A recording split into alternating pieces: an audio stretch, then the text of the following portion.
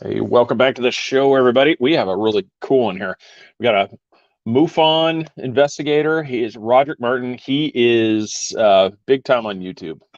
He's got a really big channel. He does a couple of different shows. He has the Why the Big Secret podcast. He's just really big on the UFO scene and other aspects around there of the paranormal. And it was a real honor that we were able to get him on the show, and so I'm looking forward to it. So we're not going to delay this too much. Roderick Martin from Why the Big Secret podcast is right now. Welcome to the Three Beards podcast. My name's Craig, along with Austin and Chris. Passed to a new generation of Americans born in this century.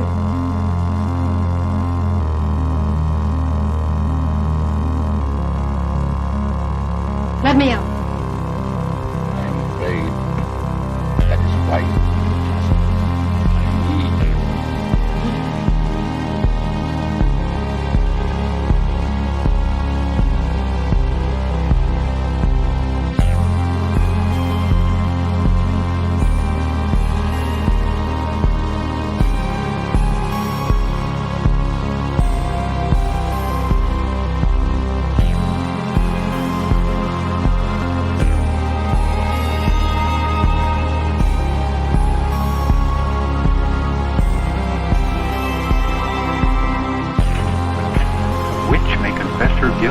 Then live to send the innocent to their death? Is this justice and honor in Massachusetts colony?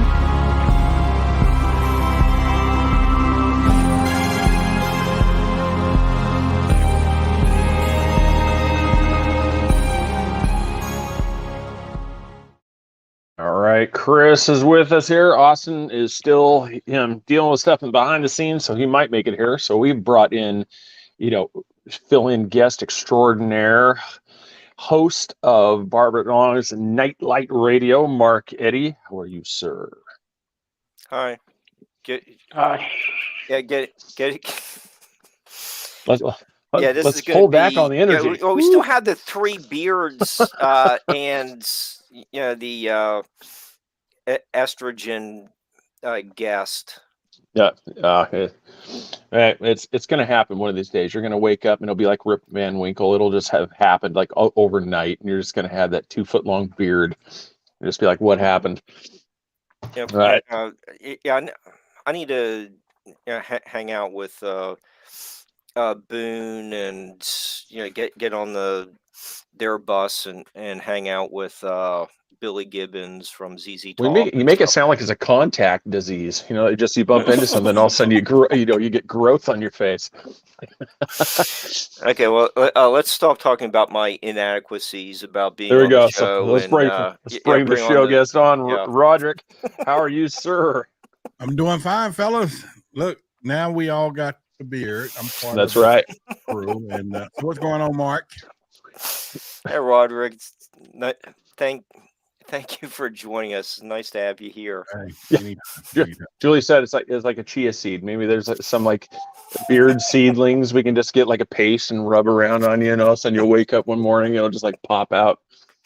I think that's one of my favorite chia ones too. Was the Bob Ross one that you could get, and you just have the big old chia afro.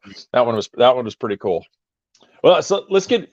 Real quick, I teased a video. We're going to get to that one, but I want to just kind of, once again, just go a little bit more in depth, with the stuff, because I just want to get right to it. With your thing, you've got a long history, with UFO, because you're there in Texas. You're, are you the director of that MUFON chapter?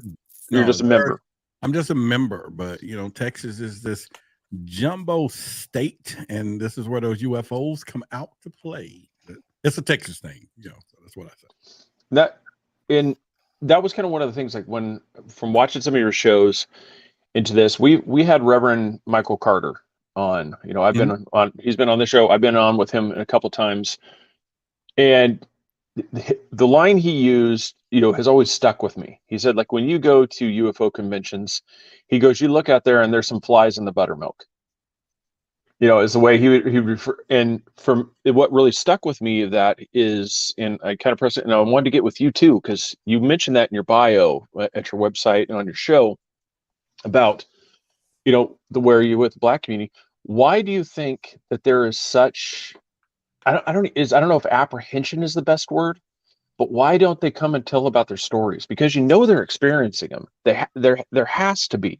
So why is it such, you know, why is there such this deterrence to actually coming out and saying, man, I saw something up in the sky?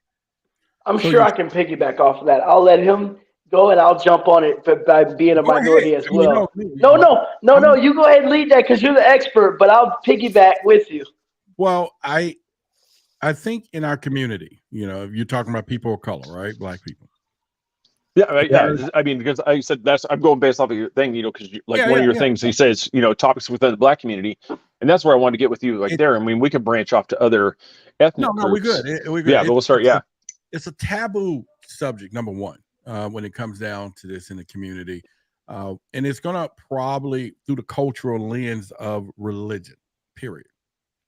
And you know, when you get to that side of the fence, and then you get to the public stigma about it, couple that with, you know, people just don't want to talk about those things because they, you know, lose that street cred or whatever. Because I grew up in the neighborhood.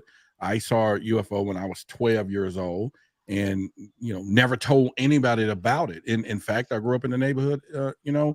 Craig, if the neighborhood bully, you know, wouldn't sit on a corner and be like, hey man, you know, I saw a UFO last night. His credit is gone, street cred gone. So, you know, it just stayed in my mind. So I look at it over the years for me, not even talking about, I'm talking 2 or 3 decades, you know, and so, but now as a community in whole, it's been really difficult for people to come forward. And you're correct. We in the community is having some of the same experiences, having been in same places and areas that some of these occurrences have happened, but the story is a little different. Now, you know, if you want to later in the show, I can get into a little quick history, you know, and I can do it now and just whenever. Oh yeah, go right now, because that was one of the things, like just like you said, from between your bio, that's why I wanted to get, that was one of the things like I hit on with Michael Carter, because you know, that's where, like with our show, I like to get to the stuff that, you know, a lot of people, it almost makes them feel uncomfortable. Absolutely.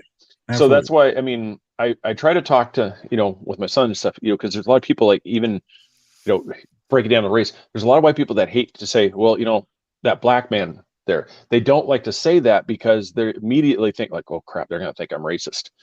And it's like, no, you're not saying I don't like that guy because he's a black man. You're using it as a descriptor. You're like, this is the black community. You're using this as solely as a descriptor, not as an isolator.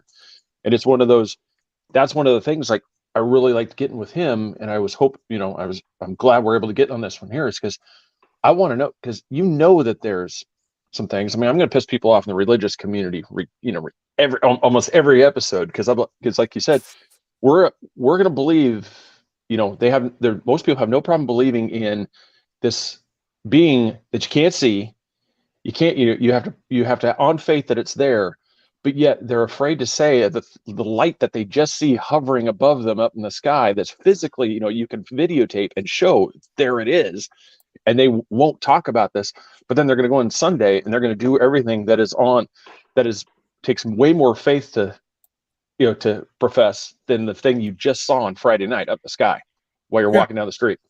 And so you hit it. Okay, so let me start with, you're correct. There's the religious aspect of it, and then there's the community stigma behind it as well, as the conversation that people don't really like to have. So for your audience, one thing in particular, I'll go through a couple of points here real quickly.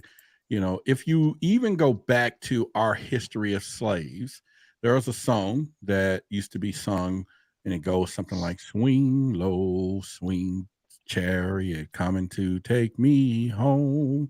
And you know, I looked over to Jordan, what did I see? And a lot of people don't know that song was originated by African-American slaves, but it was sung while they was out in the plantations and saying that UFO, because see, back then they call UFO chariots and all that. They didn't have a really truly name.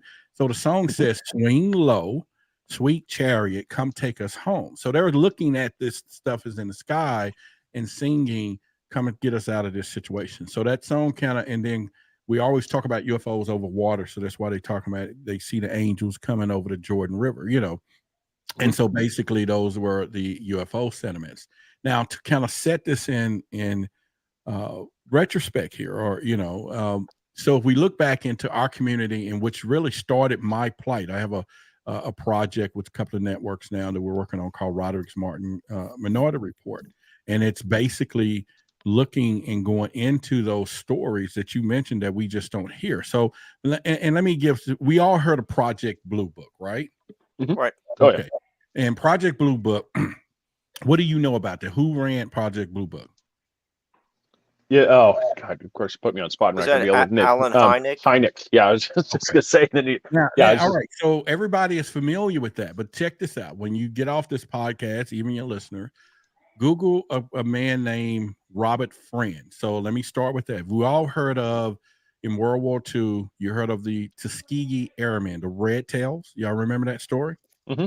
Yeah. So that was an elite African-American fighter group that became really famous during World War II battle, and they wasn't losing any planes. But one of the guys that was the original Red Tail, who painted his tail red, stayed with the Air Force 25 years after that. His name is Robert Friend.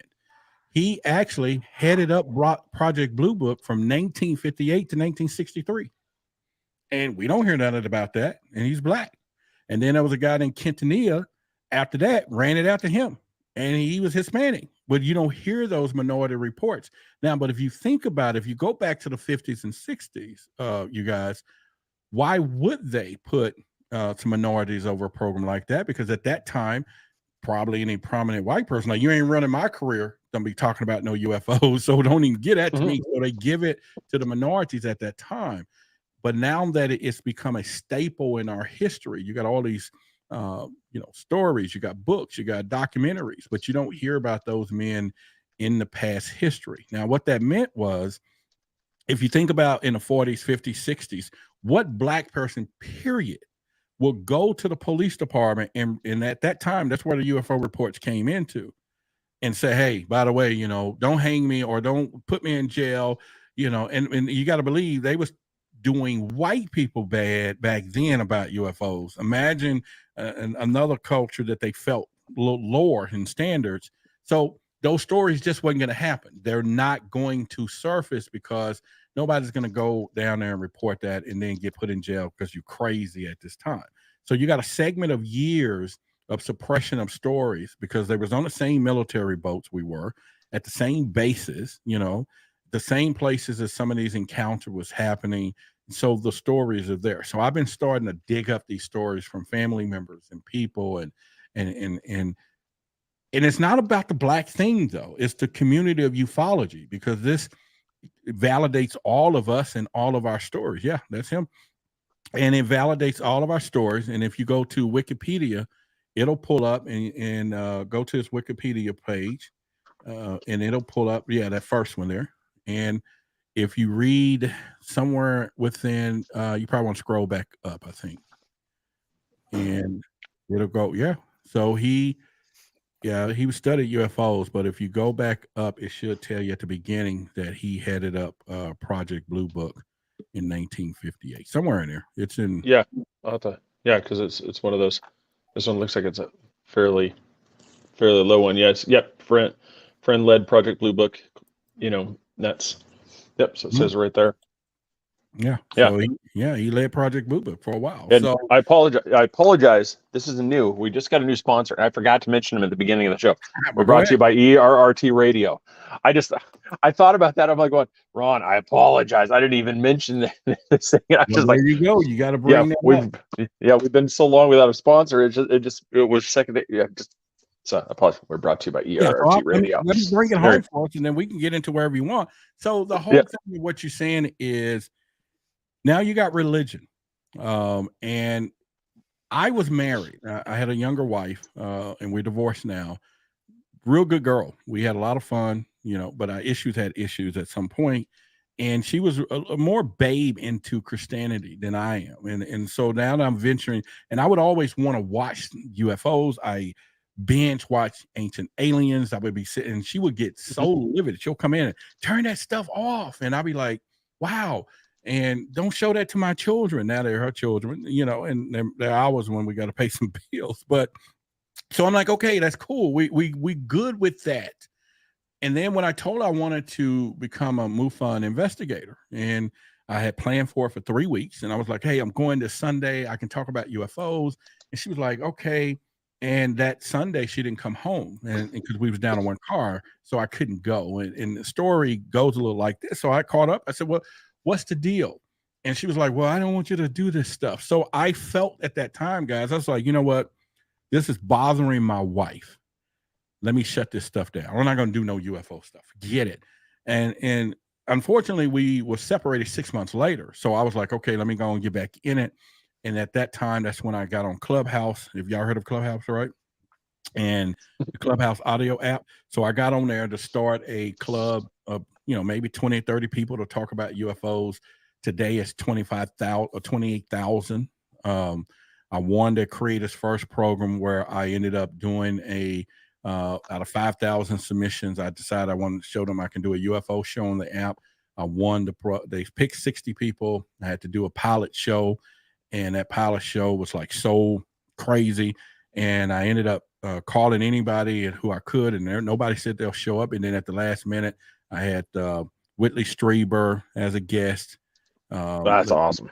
Barbara Lamb, all these on the same show. Barbara Lamb, Whitley Strieber, Kathleen Martin, Linda Moulton Howe, Billy Carson, and it was two of all of them said, okay, we'll do your pilot show. And so I ended up winning. And so I signed a contract with them and did a whole thing. But to get back out of this thing, and so for the audience, anybody, if you really like this stuff, stick with it. Here's the moral of the story. You know, 3 years ago, I'm watching Ancient Aliens. And now 2 months ago, I got a check from Ancient Aliens for 3 episodes. And who would have known? That's awesome. You know what I'm saying? Congratulations. Yeah. That's cool. So that's cool. So I'm in season 15. You know, I'll be there when they air it. But that's just to go to show. And of course, I've done a lot of stuff since then. So that's how tight. But now I forgive her. It had nothing to do with me. It was the cultural lens. She couldn't stand it. The religious side of it did not allow her to do this. And for those religious people in the room, we're going to shock them right quick. You know, go to Genesis chapter 1, verse 26. This is the Bible. What does it say? You can bring it up on the screen from in Genesis 1, 26. And I'll wait for a second. You give me the cue. Yeah, I'm trying to. Yeah, I'm looking. I'm trying to see if it's even. I'm trying to see if it's most in all of the. It should be different. Should be similar in all editions. Oh, let us make man in our image. Keep going. In the likeness of ourselves, and let them be masters of the fish of the sea, the birds of heaven, the cattle, all the wild beasts, and all the reptiles. You can stop right there, Mark.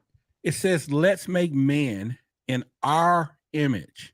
That's plural. In the likenesses of ourselves. That's that Anunnaki part where and people always asked us, what do the aliens look like? They ask me all the time. I said, what if we look like them? You know? Yeah. What if we look like them? And so I grew up in a church where that statement would have mean the Trinity, the Spirit, the Holy Ghost, and all that. But if I go to school and I say Trinity and I'm writing out a sentence talking about R and it ain't plural, I'm getting a bad grade. So it is someone, and there's many other things in there. So, but anyway, y'all go ahead. I'm ready. That's just set the tone. Well, and then just kind of follow up on that. The reason we've had several shows where we talk about this. I mean, for anybody that's grown up in the church, if you read Genesis, it even says there, it talks about all manners of creatures, satyrs. It talks about all these different things. And this is one of the reasons why I had such a hard time in seminary school for that year I went there, and why they did not like me is because I kept bringing up these questions. You're like Bigfoot. Oh, that's not real. That's funny because of the first book that we profess to be reading here religiously in this school seems to talk about creatures that, that might, that you could easily categorize Dogman, Bigfoot, aliens, all this stuff's right here in this book. It's right here. Dinosaurs living up until recently. Yeah. No, they don't like. Job. Yeah, they don't like to talk about Cain's cast out, and all of a sudden he's with another people. Well, if Adam and Eve, everybody came from Adam and Eve, where the hell did all these other people come from? Because they just, I'm like, you can't have. I'm like, they came from somewhere. I'm like, you can't just.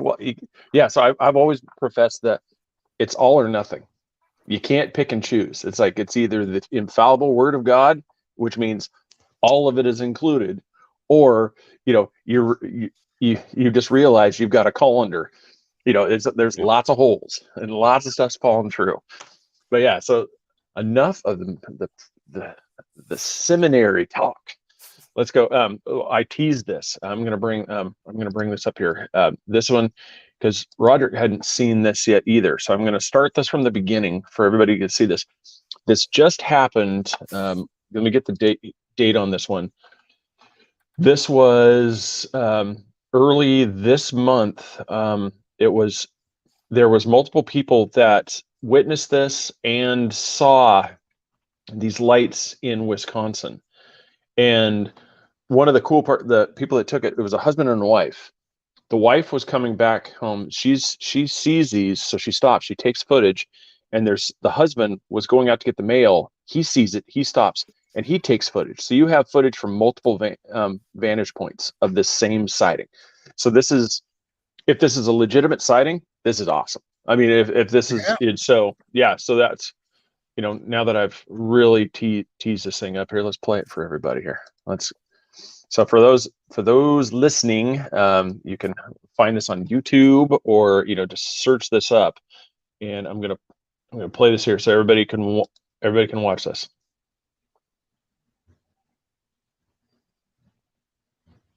And so I'll replay that when it's.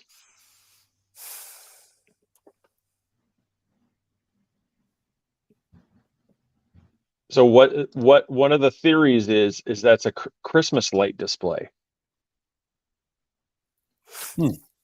That is moving too fast to look like Christmas lights.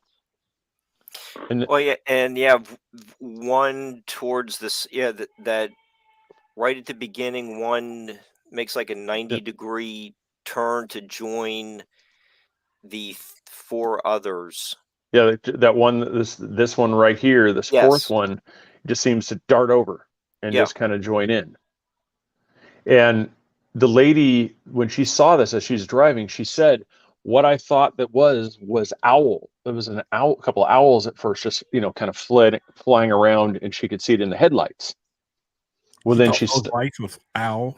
Yeah, well, she thought at first it was owls, but then as soon as she got out, she realized, like, no, this is not. Just these aren't acting like an owl would. An owl isn't going to just keep coming back. And now, so I guess this another vantage point. I don't have that video handy. Okay. I could try to find see if I could find another one, but that's it seems like you have what, 3 flying in formation, then you have one joining, and it just does not seem like it would be aerodynamically possible for an airplane to come out of the left side of the screen and make a 90-degree turn and join the formation of the other 3 flying objects. I don't know if there's a craft that has been. Here's that Kim's video, and Ken. This is that husband and wife. Oh, get that off the screen.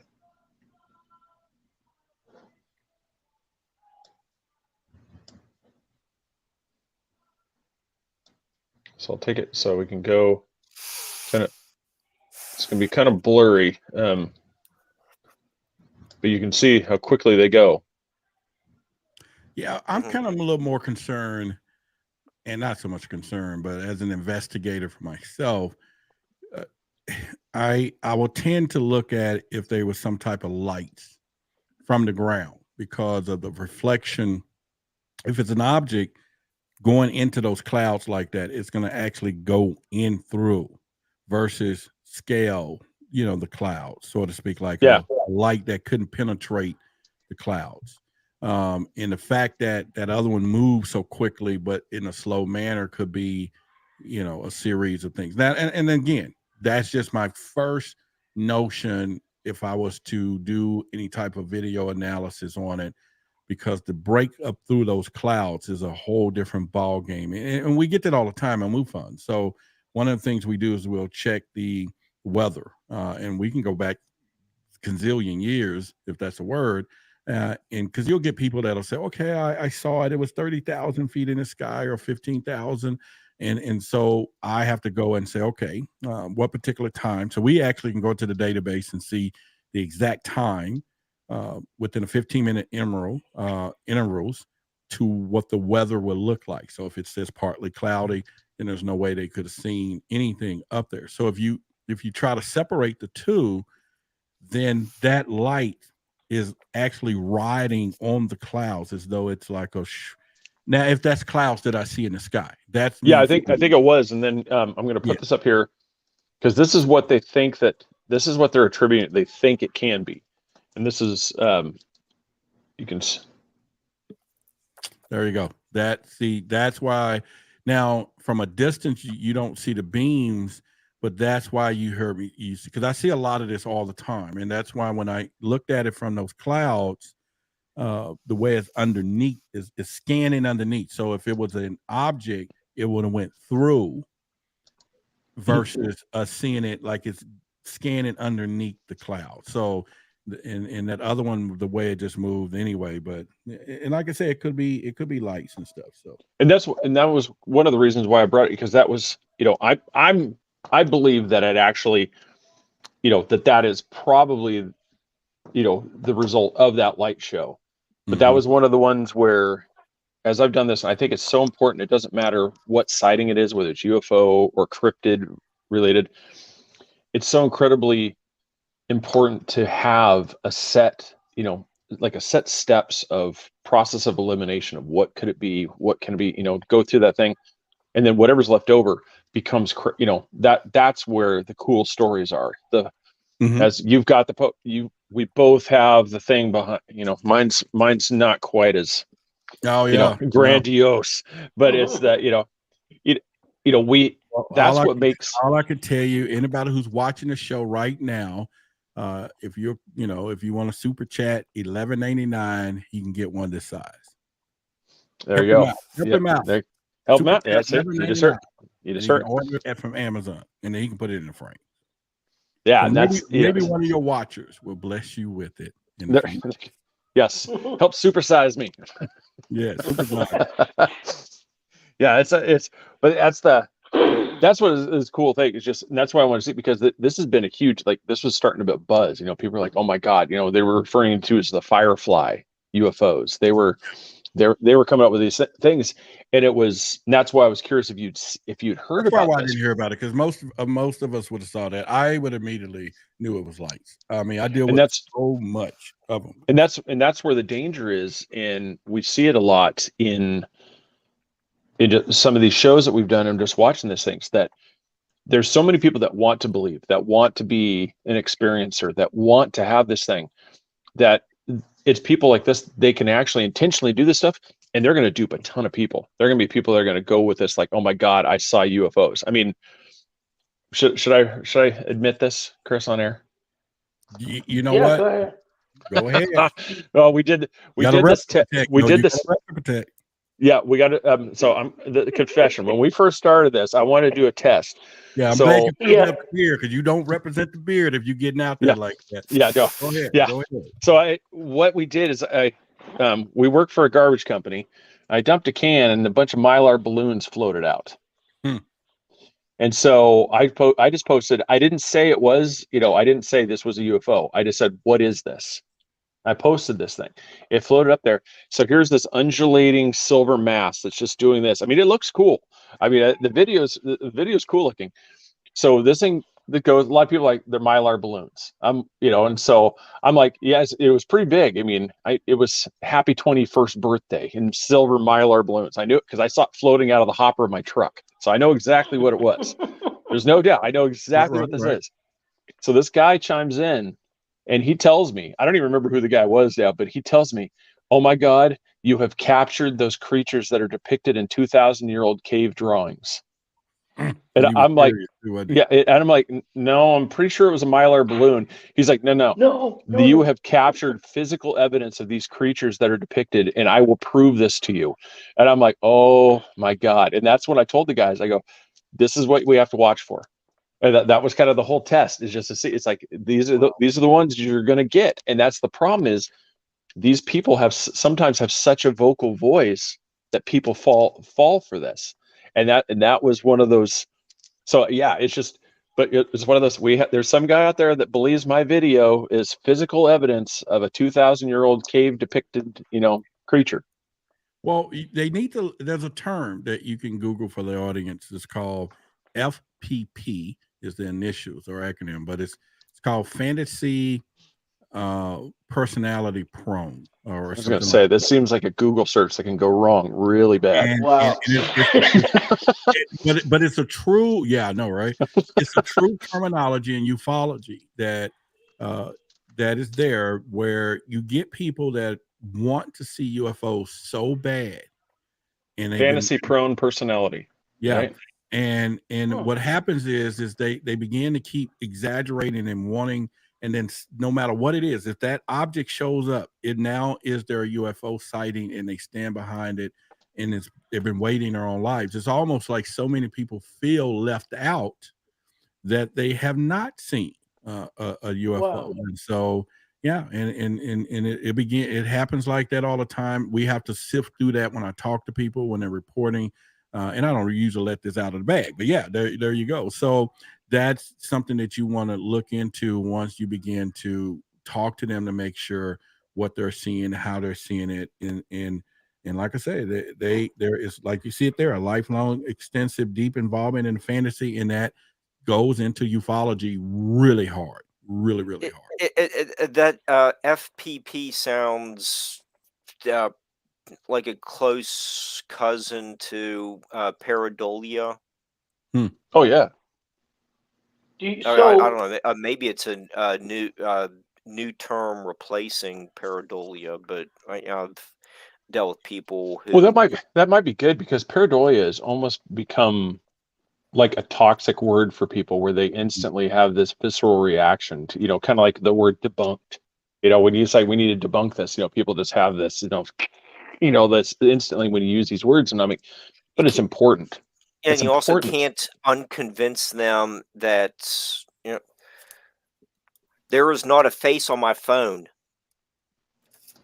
They see all these images, and it's the face of the ET that visited me last night, or it's the face of Jesus on the Dorito chip or something like that. You're gonna get that because of their religion, right? Somebody's gonna see, if they're Buddhist, the cloud look like Buddha. If it's Jesus, Christian, the cloud looks like that. It's all based upon that other culture and lens anyway. So yeah. So when you're investigating, I got a quick question. So when you're investigating a UFO sighting, do you rain on people's parade if you know for a fact that no, those were just lights, or you just take their documentation and just carry on with it? Or they ask, so what's your personal opinion? Do you really let them down slowly, or are you just like, after you want on the record or off the record? The off the record sounds a lot more juicy. Let's go off the record. Yeah. Off the record, you'd be like, what the hell? What? Are you kidding me? On the record, because you want to respect everybody. And let me say that, shamelessly say, I really don't. I try to make sure I respect everybody. So that was just the humor side. And because a lot of people take this very seriously. So to answer that question, no, I do not rain on their parade, because again, some people are really traumatized by some of these experiences, and therefore now don't come into an agreement with them either if it's not, but based on the MUFON side, and that's what I meant off the record and on the record. MUFON, we do not give any witnesses the outcome of what we, investigated on the case. It stays in the system for me and other investigators. We can read our dispositions, but we don't call them back and say, hey, this is what we've seen, and we do that on purpose. Oftentimes, though, there's a lot of people that take it seriously, and so what we have to do in most cases is tell people things like, okay, tell me a little bit about, because you got to go to the witness period. So were you drinking? That's a great question. Most investigators, I would assume, will say, okay, all right. And they'll say, well, I just had a little bit to drink. And then you go, okay, cool. No problem. Not me. I don't do that. I'll say, well, what is a little bit of drink to you? And then when you find out it's a whole keg, that was it was a slow day for them. You know what I'm saying? And I'm like, oh, really? So yeah, I normally drink 3 kegs or 3 6-packs, and so now you're like, oh crap, here we go. So yeah, and I would tell anyone MUFON is a great place to start. They train you. We got MUFON University, and then you're going to evolve from there. Now with me having my own brand and I've been on, Discovery Channel TV shows. I hosted a show there. Fox Tubi, I just hosted a show. Gaia, I just been on Beyond Belief with George Norrie. Open Minds with Gaia. Wow, that's awesome. I've been on a show with, the documentary Black Knight Satellite. I've done 8 episodes on a network there. Working on 2 other shows, of course, Ancient Age. And then I've done 2 other documentaries. So, I tend now to focus more on the witnesses after all of this and what I'm learning. And you got to think about it. We're in a country that will put you in jail based on witness testimony. So we know how powerful that is, right?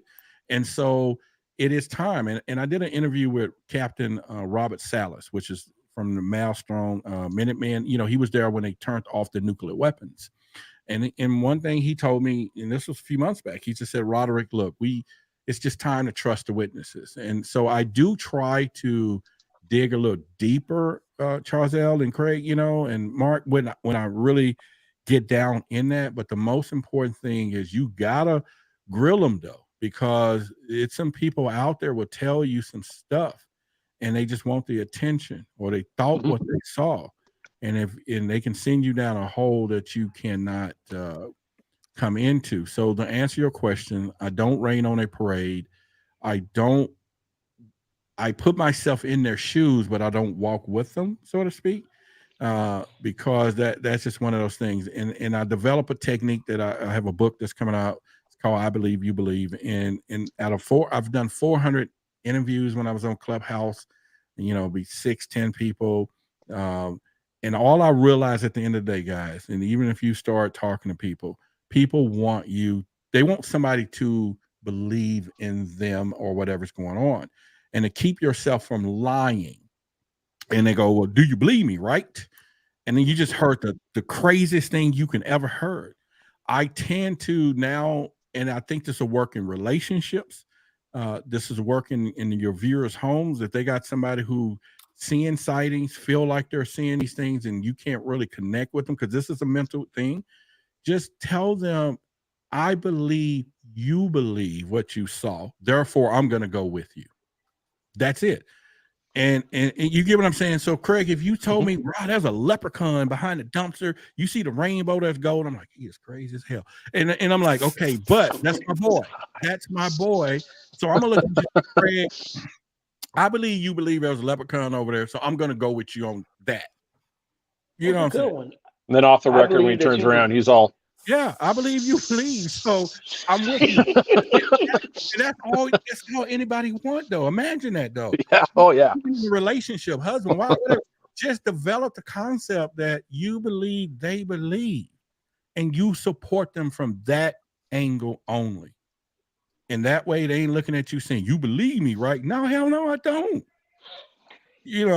Don't put me in that. Yeah. I know. I believe, you believe. Let's go. So, that's a good one. Laura, I don't think it was that abrupt. I believe you saw. I've always just been, it's one of those things. It's like, you have the boots on the ground. Mm-hmm.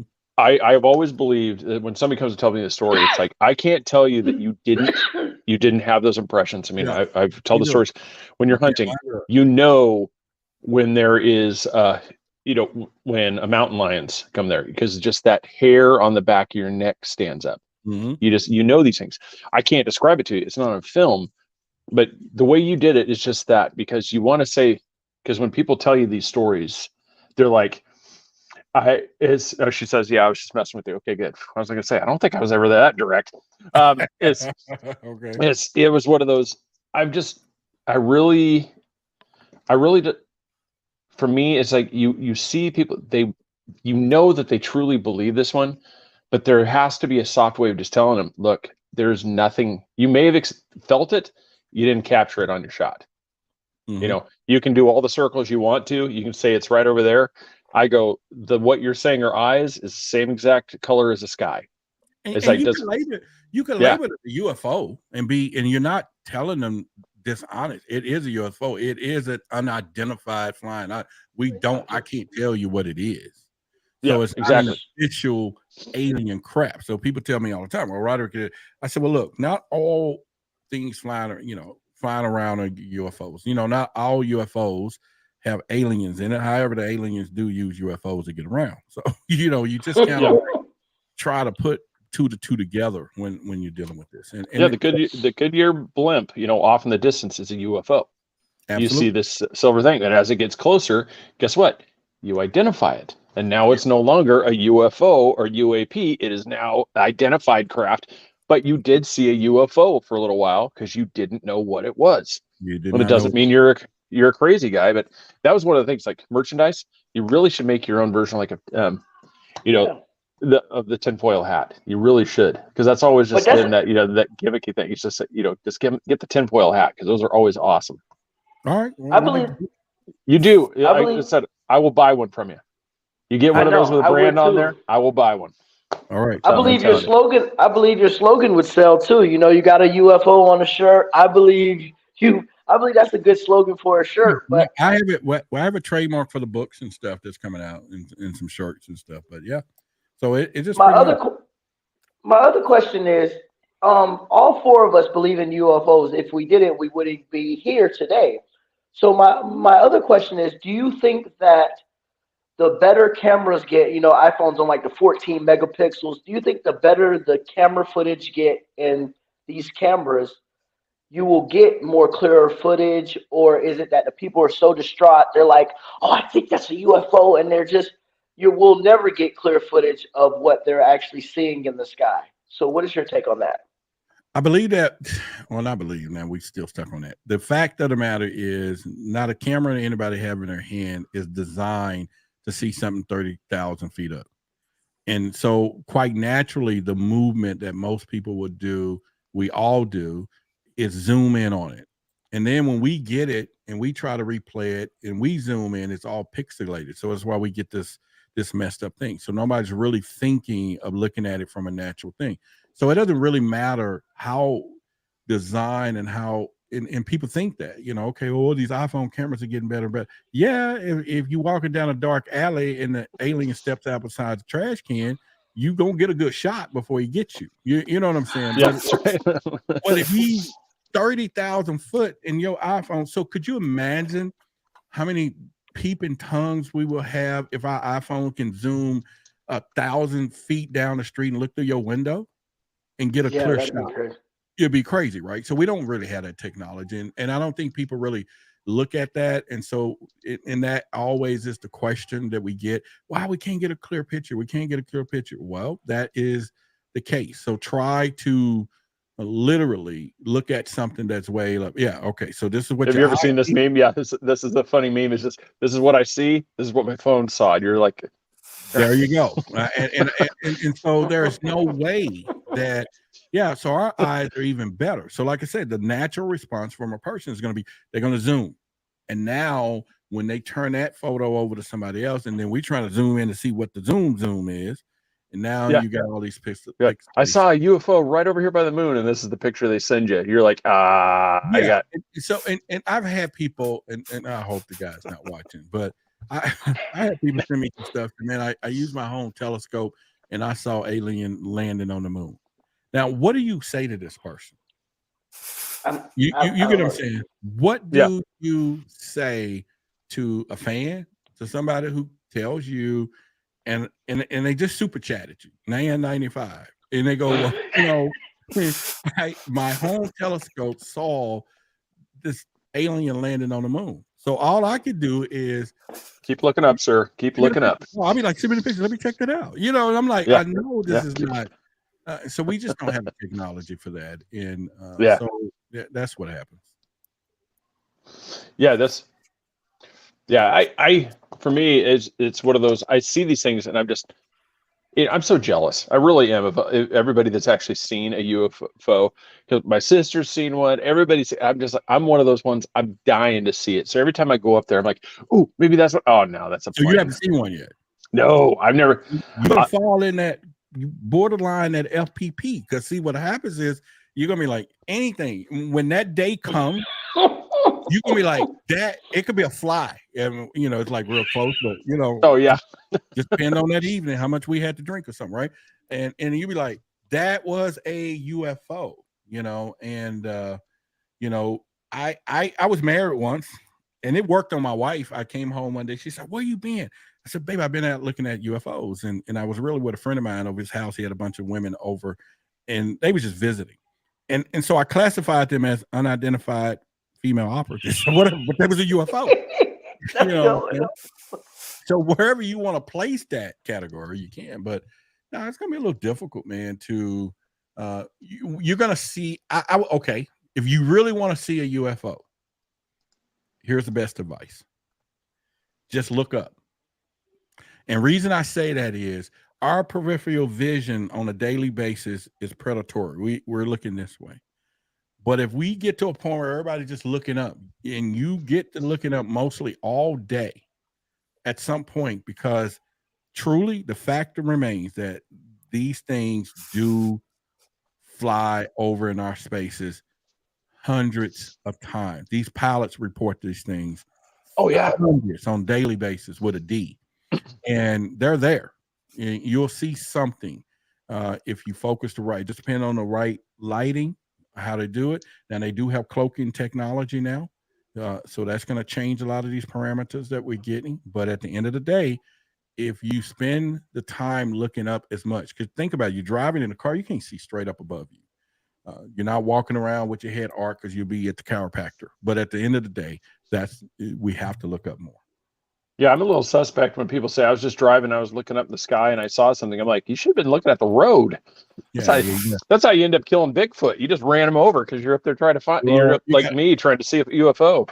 You got to see if they got one of them Flintstone cars. You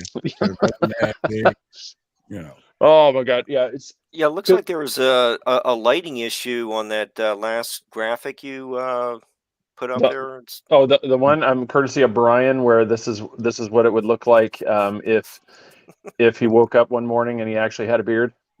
Oh, okay. Yeah, see, right. Yeah, so they got it right there. He did that for us. So thanks. Yeah. So no, I was looking. Well, Mark's not gonna really understand, but the beards is a rain shield. It protects.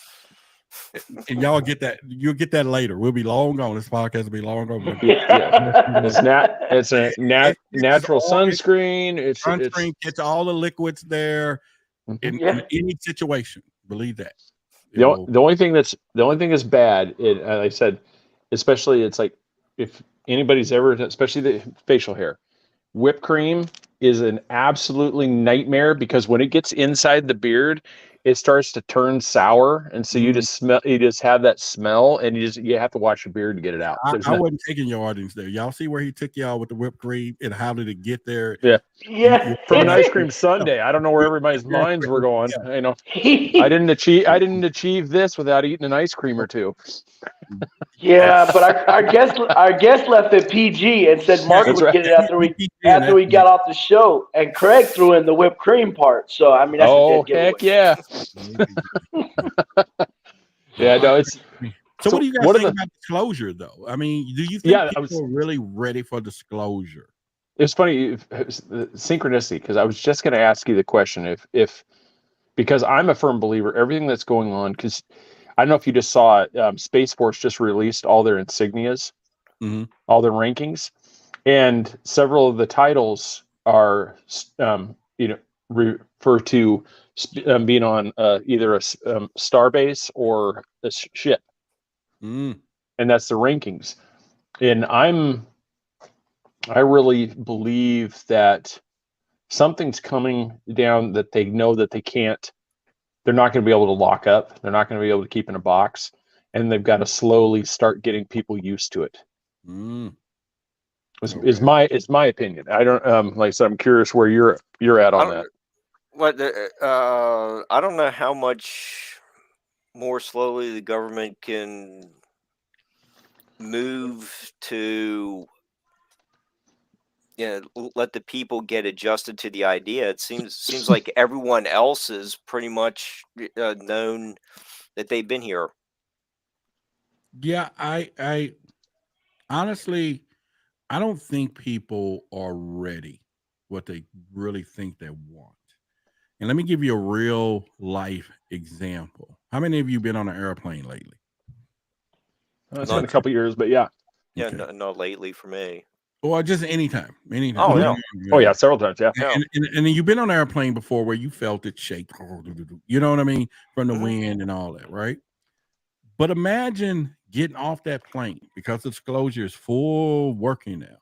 You get a brochure, and the brochure says, that turbulence you felt, that was a UFO flying by us. It turned off our instrument panels a little bit, but we didn't crash. This is what we want, right? Or before you get on the next plane, then all of a sudden you have to get told, well, the flight that just went up there a while ago, flight 2333, they have some wind shear. It was caused by 5 UAPs flying above, but everything's safe. You get what I'm saying? Do we want that type of information, on a daily basis? Or I know you haven't seen your neighbor.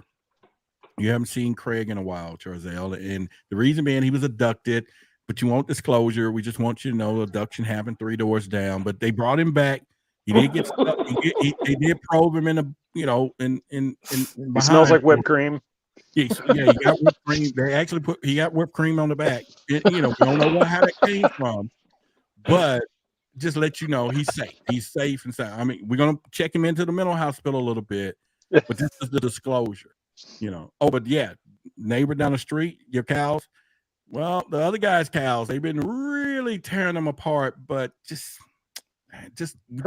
disclosure, and it can go on for all the things that is happening. So while we are so focused on, we want the government to tell us as ET is real, do we really want the real stories though? That's the key.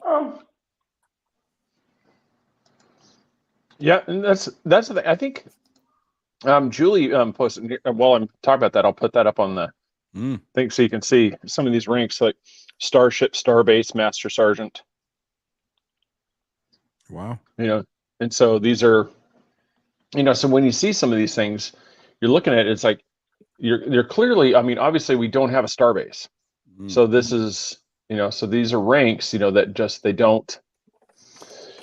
And so, in that aspect, like I said, for me, I really like with the religious thing. I think that's part of the reason why we don't have, why they're not going a little faster, is there's a huge portion of the population that is just going to freak out. Because it just, I don't absolutely, because instantly, like right now, I mean, we've been talking about Christianity. Islam's going to be the same way. You're going to have a lot of these ones where Allah, Yahweh, they're steadfast. This is the way. Well, what are we going to do if the show like V, all of a sudden a massive craft, just floats down and everybody walks off and says, hey, we're here to talk. I mean, that changes everything. I have the DVD series right here on my shelf, Well, did you prefer the original or the new edition? Yeah. I didn't know they had a new one out. I still got the old one. Oh, you haven't seen the new one? Oh, the new one was actually pretty good. I wish they'd actually kept up with it. Where they show it at? That one, it's been off for a few years. I'm gonna search up the site, but yeah, I want to say NBC did it again. I want to say, yeah, it looks like 2009. Oh no, I still had an old one when I was young. Yeah, is when they did it, and yeah, and that one was excellent. And this one was the same thing. And the new series even touched on a little bit more of how, I think they could, if they even did it now, it'd be even more where I bet you social media, like influencers, would have been involved in the story writing, because they used it a lot more where there was, I don't want to use like the Hitler Youth type thing, but it was that type of thing where they used the younger crowd to kind of help, prophet this, this is the way, let's, with the visitors. I mean, it was really, I really liked it. I mean, I wish they could have kept up with it, but it was one of those, I think if something like that happened, I just honestly think that there would be anarchy for a while. You just have groups that would just freak out because their whole world would be shattered. Roderick, do you think the Bible has been preparing us for disclosure for 3,500 years? No, I don't think so. Because if that's the case, we would already be adapted, and we're so far from that with all the different religious spectrums. You got the Vatican, they all hiding the truth. They're not trying to make it evidence and say this is this, because if the Bible was trying to tell us, then we wouldn't have all the head of states and churches the way it's all designed in the first place. You got all the different types of religions, all different types of, just the stories that we hear. Now, do I would say that the Bible has some truth in it and they've been twisted by the people who are preaching what we read? Absolutely. I think that's one of the things that we have to look at. In fact, I did an interview with a guy. He was a bishop over 5 churches that he stepped away from the church once he started going deeper and finding out the extraterrestrial truth. And he was over 5 churches, and he just said, I can't do it, And so, and I asked him, I said, here's certain scriptures and stuff that he said, we just avoided in church. We just make sure we didn't talk about it. So I don't know how many other people, he's not speaking for all pastors, but he was a bishop. And so you have to go with that. And I think for me, that's been a journey, Mark, because I'm Christian. Okay. You can still believe in what you want, but I'm also curious too. And my curiosity takes me into a whole journey that not my fellow churchgoers is going to walk with me or talk with me about. And so therefore I haven't literally stepped back into the church, but I just hadn't decided what's next. If I'm not Christian, what am I? Right. From religious to spiritual. But at the end of the day, people are truly religious and emotionally bankrupt. And this is why we have this curiosity of the younger generation, or what we call getting more, we want to use the term awoke or whatever, but more spiritual, is because number one, the religious stuff that has been taught, they're seeing most of their parents, it doesn't work for them. It doesn't work for their parents. And the parents don't have the things that they think they should have. So therefore, following that doctrine doesn't work for me. And then they're hearing disclosure stuff that's coming out. And all of this stuff is coming like, whew, it's going to hit it. And this is why I started what I call Project STARS. It's a nonprofit group. And Project STARS is an acronym for using stargazing to achieve real space conversations. And I think it's anybody who's listening, get your kids telescopes. I'm not telling them to be tomorrow's astronauts. Get kids telescopes so that they can be out there looking up, and hopefully you as a parent is already ready for the question that comes next. And that is, Mom, Dad, is there anything else out there? You have a moment right now. So, because most parents, the problem with some of the children is that we still got parents today who is not going to believe that extraterrestrials exist. They're going to teach them not to look into it. But yet, if you go to to the financial website of Morgan Stanley. They're telling all of their investors to now invest in what we call a space economy, which is tourism, all of this stuff, which means that the kids today are going to be employed tomorrow. And they don't have to be astronauts. We see it right now. They're building these crafts in, Ocean Blue or whatever, and what other guy is over Twitter, Elon Musk. You can go into space. Go in space in 4 minutes. I can get across town in Dallas in 30. And they're not astronauts. Now, I'm not saying it makes astronauts significant because these guys are scientists. They do so much work. But as a space traveler, so if you got kids that's going to be going to work in space, and Jeff Bezos already said it, we're going to move industry to space. And when he says it, it's going to happen. And you got a kid looking out the window who his parents been telling him ain't nothing out there, don't believe, and he sees something. You're talking mental illness. Done. It's in. He can't function. While the other kids are gonna be like, wow, yeah, that's cool, or as they're getting adults. So we got to prepare them that our lifestyles is going to move to a place where we're going to see evidence, and that's what the government is doing. They're slowly letting people, and they have no choice but to frame the frame that we're not alone in the universe, because our industry and economy and all those places is moving that place, and they can't hide it. And that we almost came full circle. The discussion. Go ahead, Mark. I'll get to that. I was just gonna say, New Fork for your affiliation. New Fork is. I'm sorry, guys. It's not. No. That's why I put it up there. Yeah, New Fork is with Peter Davenport, right? Peter. I forget his name, and that's his own, if I'm not mistaken, that's his own personal organization. MUFON is global, thousands and thousands of people. If I'm not mistaken, they don't have investigators in a system, a grassroots system, CMS, state by state, and all those things that MUFON have. And I could be wrong, but if I'm not mistaken, that would be Peter's thing. National UFO Reporting Agency. Yeah, that's Peter's. That's his own. That's his own thing. And then, Mark, what was your question there before I jumped in? I thought it was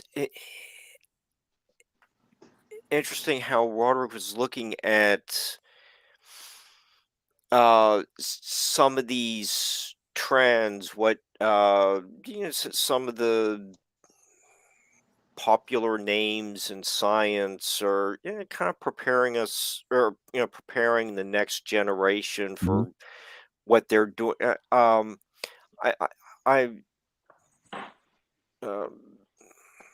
I've gotten more involved in doing these shows and dealing with certain authors, watching patterns is a fascinating subject. Yeah, so it's out there. I think it's pretty much I was just saying, you're just being very observant, astute. Yeah. Well, that was like I said, just how we were saying, or we kind of come full circle a little bit too. It's like you say, we started off with why like the Black community and other minorities are so hesitant to report, and the problem is, like I'm seeing, is like that this is also one thing that these communities are possibly going to get left behind in the same aspect, like you're saying, because they're not going to embrace this thing, and so it's going to be a little. It's almost like part of society is going to leave them behind. I mean, they'll be gone. Literally, they're going to be gone. They're going to be off planet. I've said that. I've told people sometimes, and like I said, I don't want it to be. This is just me from my perspective, and I've always felt that in my community will be the hardest hit if a UFO parked tomorrow and an alien got out and said, "Hey, my name is Akbak," and I'm from this whatever. The Vatican already said, okay, if the extraterrestrials show up tomorrow, we're going to say we all from the same God. They already got the plan. invited all religious scholars from around the world last year to get this thing under wraps. So it's not nothing new from there, but it is on a community and ground level. And that's one of the things that I've been doing on my podcast, Why the Big Secret, is trying to get into the community more, come up with those stories. You know, and there's a segment that believes in, that's the website, whythebigsecret.com. And yeah, you guys are welcome to go there, and we're going to have a private area that I'm going to be doing there. But mostly, you know, I believe that it's important for us to get to that journey. And yeah, we're trying to head to the 100K journey. YouTube channel has been growing pretty quick. You know, I do shows on other channels as well. And so those are things. So that you're a quarter of the way there. I think you're like almost at 29,000 right now, aren't you? 29. No, I wish. I do now. Tuesday night, I do a show on Forbidden Knowledge TV, and those videos average anywhere from 30. One that's got a couple 100,000 views. I do those, and then on my channel that I started about 6-7 months ago, a year ago, really, it's now probably getting ready to hit 8,000 subscribers or whatever. But it's growing about 1,000 a month now. So yeah. And you've had some amazing names on too. Mm-hmm. Yeah, and these are on my actual podcast, and pretty much, and I've done some work. Nick Pope and I are pretty good friends, you know, and so it's kind of funny because a year or two ago, you know, I'm watching all these people on TV. Now I got every last one of them in my phone. You know, I just did an interview with Richard Dolan. I did an interview with Nick Pope a couple of weeks ago. Richard Dolan, Barbara Lamb, and I just talked on the phone 3 days ago because we keep in touch all the time, and Michael and I talk almost daily now, and he's a great guy.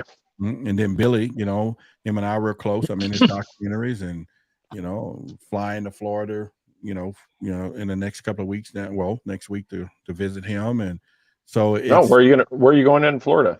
Just out of curiosity. Boca Raton.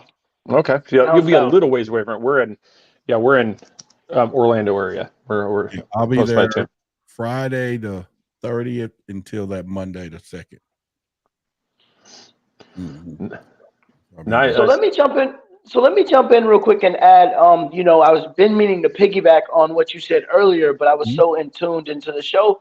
But this goes back many, many years. When you say something to your parents, your grandparents, hey, I seen this. I think I seen. Well, you better go sit down before they lock you up somewhere. You crazy. So that's why in our community, mental illness really doesn't get out much. Some people be batshit crazy, but your family kind of tucks that away. Yeah, he told me he's seen a UFO. I don't know what he's talking about, but they don't tell anybody. Things are the biggest kept secret in our community, and nobody even knows. John's been sick for 6 years. Nobody knows he's sick, or nobody knows he's seen a UFO, and that's something that we have to kind of work around as a community. Like, did you really see the UFO, man? You can talk to me, you know.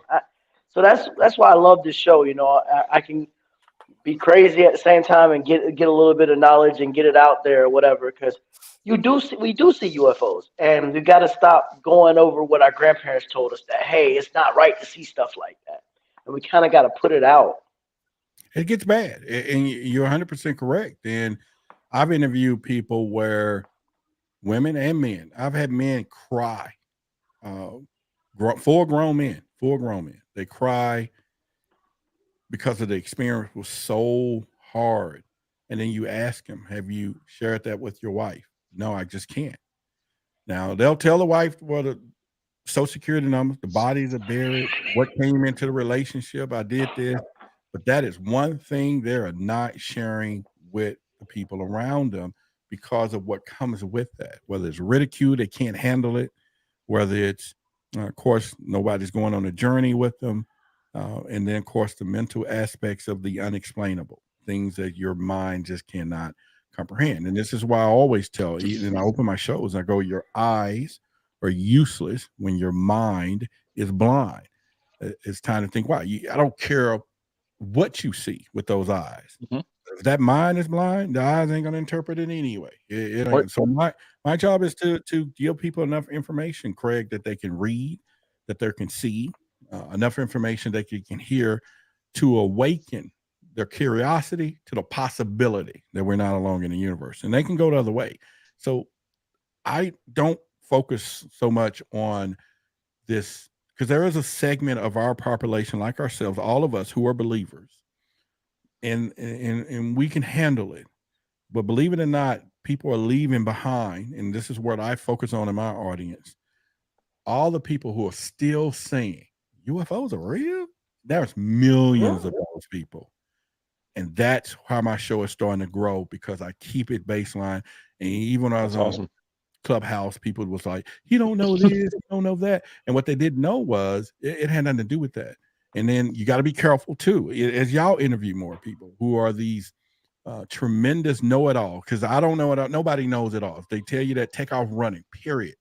You know, even run on the live stream, be like, just make the noise. We go, right? Because it's no way. And what you find out is that person is talking about the same thing for the last 20 years. So now they think they know this thing. They've been in it for 20 years. So, and you got to distinguish those conversations, and you'll see it. And it's not that, and they're going to stack the cool. For 20 years, they have found more stuff. They know more than you about the Charzelle incident. You know, they're experts in that. But if they start telling you that makes them the expert over here, that's different. Even us as UFO investigators, truly, we don't investigate UFOs. Ain't none of us touched a UFO. We investigate files, pictures, testimony, witnesses to come down to determine what we saw. Now, there are some people out there, Bob Lazar's and maybe some other people, Dr. Greer, a lot of they may have physically touched some stuff. But the majority of us, we are UFO investigators, and I do have a certification from MUFON. But at the end of the day, and all I'm saying with all of that is we're all still in the early stages of what we see and what is going on. But, you know, I still go with, we heard about flying saucers, and now we don't hear a lot of flying saucers. We hear orbs and all this stuff. And it's no different than in 1957 when there was a flying saucer. Imagine what a 1957 Ford looked like versus a 2021 Ford. So as our technology has changed, so has theirs. And now they're flying things faster, quicker, probably invisible, and all of these things. And so this is why the dynamics, although there could be some races still flying some old used flying saucers, or that's a technology that works. It's just that now we see more dimensional and density things that people are reporting now. So, yeah, because, you know, just as we're wrapping it up here, because that's one of the things too. It's like we really get out here. It's just, if we can take one thing away from, especially for me, it's just how critical it is for people to talk about these things and get these stories out, because this evidence, when you die, it's gone. I mean, it's out of there. Roderick's not going to be able to use this stuff to, and that's the thing. Just that thing you're afraid to talk about may be the missing piece that Roderick's been looking for to answer these questions. You know, that's, now he can connect the thread. He's been trying to find that pin, and he's been waiting for you to actually come in there and say, yeah, I saw this. Holy crap, that is what I've been, and you now connected those dots. And that's what and as long as if people can get to that point where they start feeling more comfortable, that's amazing. That's, you know, and that's where your show is doing a fantastic job. I said, I can't thank you enough for coming on the show. All right, no problem. I see Sir Brian said he's in Boca Raton. Just shoot me an email at contact@whythebigsecret.com, and or you go to the website whythebigsecret.com. There's a contact us form. Put your number in there, and I'll reach out. Yeah, that'd be awesome. As I said, Brian's a really good guy too. He's been on the show several times. We're going to have them on in the 4th. We're going to be talking about where Hollywood gets it right and gets it wrong with cryptids and other stuff that they do. So that's going to be, so that'll be kind of a fun show. Yeah. Just messing with that. But yeah, everybody, once again, go to whythebigsecret.com. Go check out there. And so I'm going to put that up on screen so everybody could see. So we'll have that so everybody could see it. People that are watching. So whythebigsecret.com. You can go out there, get yourself your login, get all that information. Check out his accolades down here. We got watch the the award shows on section. YouTube. And we need, they're very I informative need to shows. put the 3 Bearded Podcast logo up there next to. So. I would not turn that down, sir. That would be an amazing honor to see that up there on this thing. So we definitely check them out. Same thing. It's a Why the Big Secret, channel on YouTube. Go there, support him, and after you subscribe to him, if you feel like it, there's these 3 bearded guys that wouldn't mind if you click that same notification bell and subscribe thing as well. But like I said, hit him up. Let's get him to 100,000, and then we can ride his coattails. Same here. We'll ride his coattails to 1,000. Get him to 100. We'll ride it to 1,000. Here we go. And if you guys found any value, and here's what I do. Hang on, let me find it. I do this on my show, and we'll do this for you guys, just like anywhere else. Y'all, some of you have been here a few hours watching, an hour watching, and you could have been at the movie theaters paying $20, $30 or whatever. But if you found value in their show tonight, just buy some virtual popcorn. Now it's $5 just like anywhere else, and it's buttery, or you can make it whatever you want, and just send them a super chat if you found value in tonight's show, because you got to have support. And believe me, it is difficult to be here a lot, and these guys are putting time in it too. We put a lot of time into researching and to bring this content to you, and we love you as the audience and everything else. But the bigger shows definitely get those support, and so this starts. So I just want to I really appreciate that. Yeah, and, thank you. So I do this at the end of all my shows, and and they'll buy some. That's a great idea, actually. Yeah. Just go. Everybody go support them. I said, check out the merchandise. Popcorn's Soon to have. It's for y'all. It's not for me. Oh, no. Y'all popcorn. I want them to support you too. Yeah, like I said, for us. I mean, I appreciate that because we love. Thank you everybody for stars that you do for us. We're trying to get to 1,000 so that way we can have the super chat. Okay. And so we're still the fledgling flagship that's starting here. So we're trying to get all the engines fired. So it's I'm here to help. Mark got me. You guys connect me. I know that's Mark. We can share on my cell phones, and we family, and we can all talk about it outside the box and make the. Speaking of cell phones, everybody gets us there. That's one of the first things major purchase we're going to get is getting Mark a cell phone. He needs one of those so we could actually reach him when he's not down there at the at HQ, when he's actually on the run. We can get a hold of him. Gotcha. So, but everybody, please go support him. Roderick, thank you so much, man. And hit that like button. Hit the like button. Oh. If you watch his show, he's got it down. That up last night. Yeah, I really like it. I actually learned a few things from watching you there, man. I really appreciate it. Oh, we'll talk about it. Anything you want, or just Mark, give me my number, and just text me, and I do this 24/7, 12, 365 plus OT. All right. Well, hey, I don't threaten me with a good time. We definitely need to have you back on. All right. Thank y'all for having me. All right. Thank you, sir. Have a great night. All right. All right, everybody. Once again, thanks, Roy. This is brought to you by ERRT Radio, courtesy of Ron Toldvar. I'm going to do it right this time. We are rebroadcast every Wednesday night at 11 p.m. ish after Into the Outer Realms with Joey. So check us out then. He is the title sponsor. So, it's like we just need to have like the screensaver thing where just in the background it like bounces around. So I got to go to Fiverr and try to get something so we can incorporate this. So it just courtesy of the title sponsor, and just like you said, everybody, we appreciate any of the support you got with merchandise, which you can get at redbubble.com /3beards podcast, or you can get to it from 3beardspodcast.com and go to the merchandise section right there and support us that way. Or like I said, stars is a real easy way. Become a subscriber on Facebook is also a really easy way. Just click the subscribe thing there. We already have 3 people that have done that. We really appreciate that, everybody. I just love the fact that everybody was enjoying that show. Amazing guy. It's like, check out his show too. Really, really entertaining stuff. I really liked him too. And informative.